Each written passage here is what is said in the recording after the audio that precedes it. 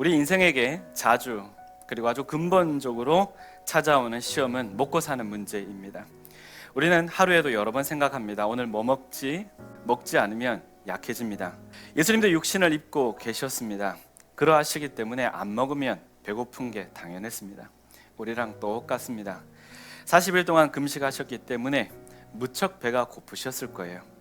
안 그래도 돌이 떡으로 보일 판이었습니다. 제가 전에 3일씩 금식할 때요, 마지막 날쯤 되면 팔이 족발이나 닭다리처럼 보이더라고요. 고작 3일에 그 정도인데 여러분 40일이면 얼마나 힘드셨을까요? 그런 예수님에게 사단이 시험을 합니다. 이 돌들에게 명하여 떡이 되게 하라. 여러분, 학교에서 내는 시험은 내신 등급도 있고 해서 변별력을 가져야 하기 때문에 풀기 어려운 문제를 내지만, 사단이 주는 시험은 가장 빠지기 쉬운 시험을 줍니다. 가장 하기 쉬운 시험을 준단 말이에요. 돌로 떡 만드는 일이 돌로 떡 만드는 능력이 없는 우리에게야 어려운 것이지만, 얼마든지 돌로 떡 만들 수 있는 능력이 있는 예수님께는 사실상 큰 문제가 아니라는 것입니다. 중요한 것은 이것이 단순히 떡 만드는 문제가 아니더라 하는 것입니다. 이 시험에는 예수님의 사역을 보다도 쉽게 하라는 유혹이 포함이 되어 있어요. 자, 돌로 떡 만들어서 자신도 먹고 다른 사람들에게도 주라는 겁니다. 그들이 고민하고 있는 경제적인 문제, 또 밥 먹는 문제 해결해주면 그들이 자연스럽게 당신을 메시아로 인정하지 않겠나, 하나님의 아들로 인정하지 않겠느냐 하는 것입니다. 사실 여러분, 사단의 이야기가 굉장히 우스워 보여도 굉장히 일리가 있는 이야기입니다. 이것보다 쉬운 방법이 있을까요? 그리고 지천에 널린 것이 돌입니다. 여러분, 재료는 무궁무진해요. 그 돌들로 빵을 만들어서 사람들의 배고픔을 해결해주면 사람들이 예수님을 메시아로 믿고 따를 겁니다. 사단의 시험이 전혀 엉뚱한 시험이 아니더라 하는 것입니다. 항상 일리가 있어 보이는 시험을 가지고 옵니다. 실제로 예수님이 오병이어의 기적을 일으키셨을 때 사람들의 반응이 어땠습니까? 예수님을 억지로 붙잡아서 임금 삼으려고 했습니다. 네, 떡 만들면 이런 일이 일어난다고요. 그런 기적을 몇 번만 더 보여주면 사람들이 예수님을 하나님의 아들로 자연스럽게 인정할 것입니다. 그러나 이것은 하나님의 방법이 아닙니다. 떡을 만들어서 하나님의 아들이라고 인정받는 것은 하나님의 방법이 아니라 하는 것입니다. 교회도 가끔 밥 때문에, 떡 때문에 오는 사람들 있습니다. 그런 사람들은 밥 주지 않으면 떠날 사람들입니다. 그래서 예수님은 군중들을 떠나 혼자 산으로 가셨습니다. 그리고 이튿날 갈릴리 바다 건너편까지 군중들이 예수님을 찾아오는데요, 예수님이 그 군중들을 보면서 뭐라 하셨을까요? 떡 그 이상도 그 이하도 아니라 하는 겁니다. 딱 거기까지라 하는 겁니다. 떡 없으면 떠날 사람들, 배고프면 떠날 사람들, 돈 없으면 떠날 사람들이라는 겁니다. 당장 밥 먹는 문제를 해결해주면 사람들이 계속해서 예수님을 메시아로 믿게 될 것 같지만 사실상 그렇지 않다는 거예요. 그들은 또 다른 문제를 해결해 달라고 예수님께 찾아올 것입니다. 졸라댈 거예요. 그러지 않으면 금방 떠나갈 사람들입니다. 제가 지난주에 혼자 밥을 먹을 때였습니다. 냉장고에서 진미채 반찬을 꺼내서 식탁 위에 올려놨습니다. 그리고 잠시 그 진미채 반찬을 놓고 묵상을 했어요. 제가 진미채 반찬을 되게 좋아하거든요. 근데 우리 집 식탁 위에 진미채 반찬이 올라온 지가 얼마 안 됐어요. 되게 좋아하는데 그전에는 없어서 못 먹었고요. 최근에 아내가 그거 만드는 법을 배워가지고 식탁에 이제 올라오기 시작을 했어요. 처음엔 너무 좋았거든요. 물론 지금도 잘 먹고 있지만 처음만큼은 아닌 제 모습을 제가 발견하고요, 인간이 참 간사하다는 생각을 했습니다. 반찬 하나 딱 놓고 제가 가만히 제 자신을 살펴보니까 예전엔 되게 좋아했던 반찬인데 지금은 그 정도가 아니네, 간사하다는 생각이 들었어요. 먹는 것만으로 여러분 계속 감사하기가 어렵습니다. 먹는 것만으로 우리가 예수 잘 믿기 어렵다는 거예요. 아무리 국수를 맛있게 말아줘봐요, 그거 가지고 예수 잘 믿을 수 있나요? 그래서 예수님이 뭐라고 말씀하십니까? 본문 4절을 우리 같이 한번 읽도록 하겠습니다. 본문 4절 같이 읽겠습니다. 예수께서 대답하여 이르시되 기록되었으되 사람이 떡으로만 살 것이 아니요 하나님의 입으로부터 나오는 모든 말씀으로 살 것이라 하였느니라 하시니, 사람이 어떻게 떡만 가지고 사니 하나님의 말씀으로 살아야지 하시죠. 근데 이게 어디에 기록되어져 있다고 지금 말씀하시거든요. 기록되었으되, 그럼 어디에 기록된 말씀일까요? 이 말씀은 신명기 8장 3절에 기록된 말씀인데 다시 한번 읽도록 하겠습니다. 너를 낮추시며 너를 줄이게 하시며 또 너도 알지 못하며 내 조상들도 알지 못하던 만나를 내게 먹이신 것은 사람이 떡으로만 사는 것이 아니요 여호와의 입에서 나오는 모든 말씀으로 사는 줄을 내가 알게 하려 하심이니라. 아멘. 이 신명기의 말씀은 이스라엘 백성들이 40년 광야 생활을 할 때에 하나님께서 날마다 만나를 내려주신 의미를 풀어주는 내용입니다. 너를 낮추시며 너를 줄이게 하시며 너도 알지 못하며 내 조상들도 알지 못하던 만나를 내게 먹이신 것은, 만나 뭡니까? What is this? 이게 뭐냐? 이게 뭐냐?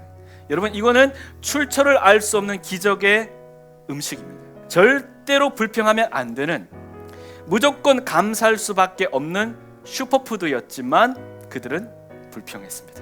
하나님이 매일 아침마다 은혜로 먹이셨어요. 여러분, 매일 은혜로 먹이셨습니다. 맞습니까? 만나는 저절로 오는 게 아닙니다. 매일 은혜로, 사랑으로 먹이셨습니다. 하지만 결국 그들은 그 음식이 지겹다며 불평을 했습니다. 이게 우리 인생이에요. 분명 만나가 없었더라면 이스라엘 백성들은 굶어 죽었을 겁니다. 그런데도 감사는커녕 불평했습니다. 모세는 이스라엘 백성들이 가나안 땅에 들어가기 전에 마지막으로 이 부분을 분명히 짚고 넘어가고 싶었어요. 확실하게 분명하게 이해하게 해주고 싶었습니다. 너희들이 지금 이렇게 살아있는 이유는 만나 때문이 아니라 하나님 때문이다. 그들이 만나를 먹었기 때문에 살아있는 것이 아니라 하나님께서 만나를 주셨기 때문에 살아있다는 사실을 믿고 또 명심해야 된다 하는 것입니다. 사람의 생존에 가장 필수적인 요소는 밥이 아니라 그 밥을 주시는 하나님이십니다. 여러분, 믿으십니까? 우리의 인생의 생존의 필수 요소는 밥이 아니라 그 밥을 주시는 하나님이십니다. 그렇다고 떡을 부인하는 거 아니죠. 여러분, 사람은 떡을 먹어야 삽니다. 그래서 모세도, 예수님도 떡으로만이라고 그랬어요. 떡으로만. 인생이 떡 가지고 살아야 하지만 떡만 가지고 살면 안 된다는 말씀입니다. 그래서 예수님도 주기도문에서 뭐라고 하셨습니까? 일용할 양식을 달라 해라. 하나님께, 아버지께 일용할 양식을 달라 해라. 여러분, 자녀들이 배고프면 집에서 엄마 밥 줘 하잖아요. 뭐가 다릅니까? 제가 봤을 땐 똑같아요. 엄마 나 배고파, 아빠 나 배고파, 밥 줘. 하나님 앞에 일용할 양식을 구하는 것은 당연하고 은혜입니다. 사랑이에요. 인간에게는 반드시 떡이 있어야 합니다. 그러나 그것을 목표로 한 인생은 무너질 수밖에 없다는 거예요. 밥을 배불리 잘 먹는다고 해서 잘 사는 게 아니에요.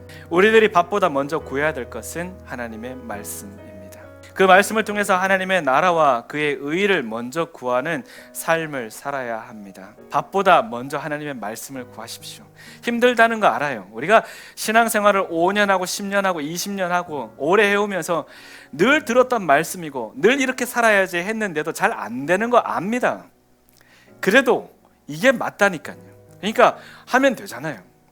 더 하면 되잖아요. 제가 때로는 반찬 하나 꺼내놓고 그거 잠시 묵상하는 엉뚱한 짓을 하듯이 왜 못해요? 밥 한 그릇 딱 놔두고 이게 얼마나 고맙고 감사한 일인지 한번 묵상하는 시간 왜 못해요? 얼마나 귀해요. 그렇지 않아요?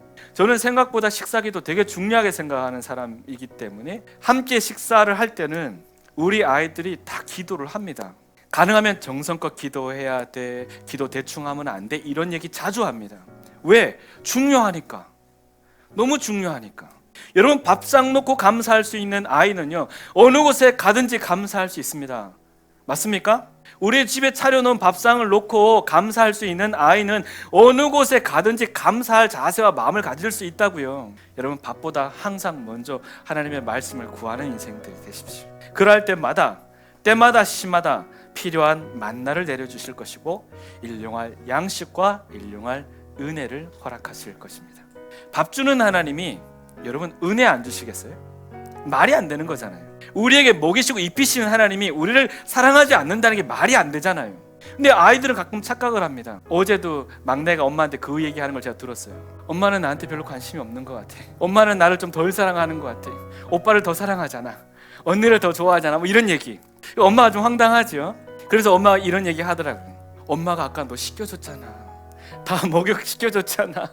너한테 이거 해줬잖아. 머리도 말려줬잖아. 다 해줬잖아. 이건 엄마가 너한테 관심이 있다는 거야. 사랑한다는 거야. 근데 애들은 모르잖아요. 비록 현상적으로 인간인지라 여러분 다 사랑하고 표현하는 거 어려울 수 있습니다. 애들이 뭐 그렇게 느낄 수도 있어요. 그러나 기본적으로 사랑하는 거에 사랑하지 않는 거예요. 사랑하는 거잖아요. 밥을 주시는 하나님이, 먹이시고 살리시는 하나님이 우리를 사랑하지 않는다는 건 말이 안 되는 거잖아요. 은혜를 입고 살고 있으면서, 먹고 살고 있으면서 왜 하나님이 나를 싫어한다고 생각을 하고 나를 버렸다고 생각을 합니까? 말이 안 되는 겁니다, 여러분. 그러므로 하나님 앞에 감사하십시오. 오늘 나를 먹이시고 입히시는 하나님은 내게 얼마든지 일용할 은혜와 또한 풍성한 영원한 사랑을 부어주신다는 사실을 꼭 믿으시기를 바랍니다. 그리고 예수님은 떡을 만들어 주실 뿐만 아니라 떡이 되어 주시는 분이십니다. 이것이 복음이고 은혜입니다. 이제 떡을 만들어주는 메시아가 아니라 떡이 되어 주시는 메시아가 되신 것입니다. 우리 요한복음 6장 35절 말씀을 같이 한번 읽도록 하겠습니다. 같이 읽겠습니다. 나는 생명의 떡이니 내게 오는 자는 결코 줄이지 아니할 터이요 나를 믿는 자는 영원히 목마르지 아니하리라. 아멘. 자, 다른 것으로 떡을 만들어 제공하는 사역이 아니라 생명의 떡이 되셔서 목마른 자로 줄인 자로 먹이시는, 그래서 그것을 먹는 자마다 영생의 은혜를 누리도록 하시는 우리 주님의 놀라운 사역을 보십시오. 떡을 만드는 사역은, 떡을 만들어주는 메시아는 공간과 시간의 제약이 있습니다. 그렇죠? 그 공간에 그 시간에 함께하는 사람만 배불리 먹어요.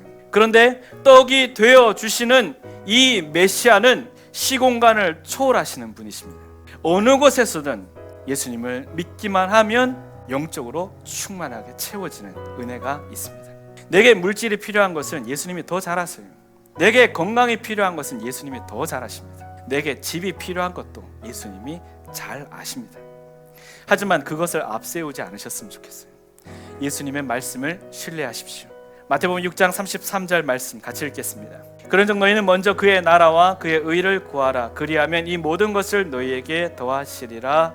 아멘. 먼저 그의 나라와 그의 의를 구하는 삶이 어떤 삶인지 아십니까?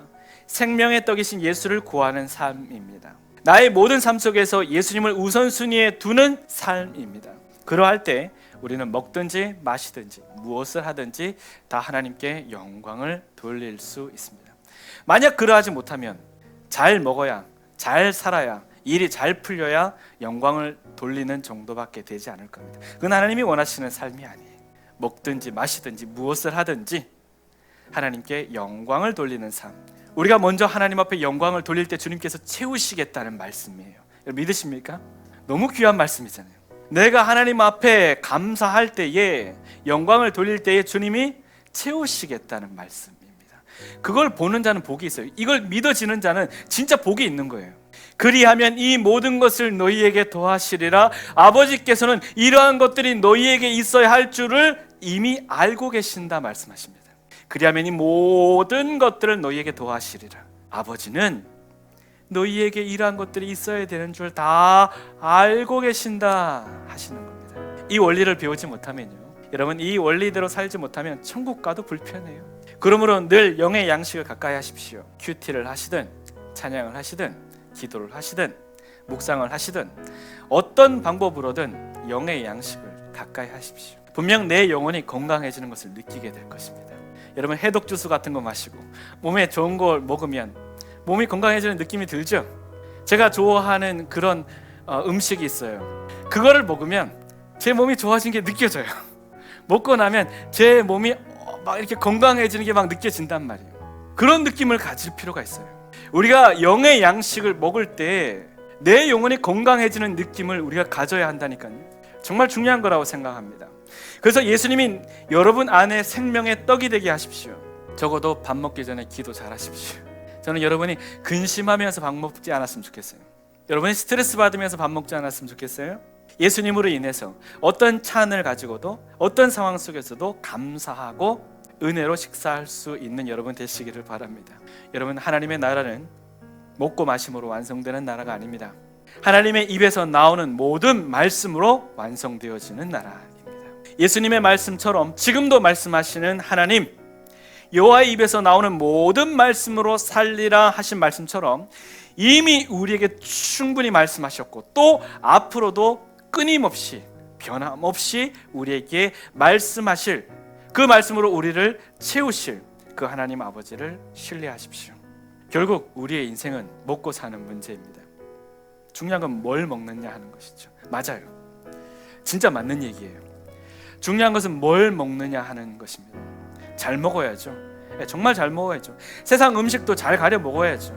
라면 먹고 싶다는 생각 들다가도 이거 먹으면 수명이 한 며칠 단축될 것 같은데 이 생각 들으면 잘 안 먹어져요. 이런 음식 가려서 먹어야죠. 뭘 먹느냐가 중요하죠. 근데 이 세상의 그 어떤 건강한 음식보다도 영의 양식을 먼저 취할 수 있는 은혜의 종들 되십시오. 주님께서 우리에게 베풀어 주시는 슈퍼푸드, 영의 양식을 우리가 먹을 수 있는 은혜의 종들 됐으면 좋겠습니다. 여러분, 만나는요 먹으면서 늘 감사하라고, 늘 주님의 사랑을 느끼라고, 주님이 우리와 함께 하시는 것을 알라고 우리에게 공급하신 음식입니다. 말씀도 마찬가지예요. 말씀을 먹으면 늘 우리를 사랑하시는 걸 알라고, 늘 우리를 지켜보호하시는 것을 깨달으라고, 믿으라고 우리에게 주시는 음식이란 말이에요. 그걸 먹으면서 우리는 더 확신을 가지고 또 소망 가운데 설 수 있는 것입니다. 밥 먹듯이 말씀을 가까이 하십시오. 밥 먹기 전에 말씀 먼저 먹으십시오. 말씀으로 생명의 떡이 되시는 예수님이 내 안에 계시기를 소망합니다. 생명의 떡이신 예수님이 우리 안에 거하시도록 좀 다르게 사십시오. 좀 더 열심히 사시고, 좀 더 경건하게 사시고, 좀 더 성실하게 사시며, 좀 더 거룩하게 사십시오. 특히 이 사순절 기간 동안 더 말씀을 가까이 함으로 여러분의 영혼이 건강해짐을 좀 느끼십시오. 그리하여 이 마지막 때에 하나님의 모든 말씀으로 살고 마지막까지 사는 여러분 되시기를 주님의 이름으로 축원합니다.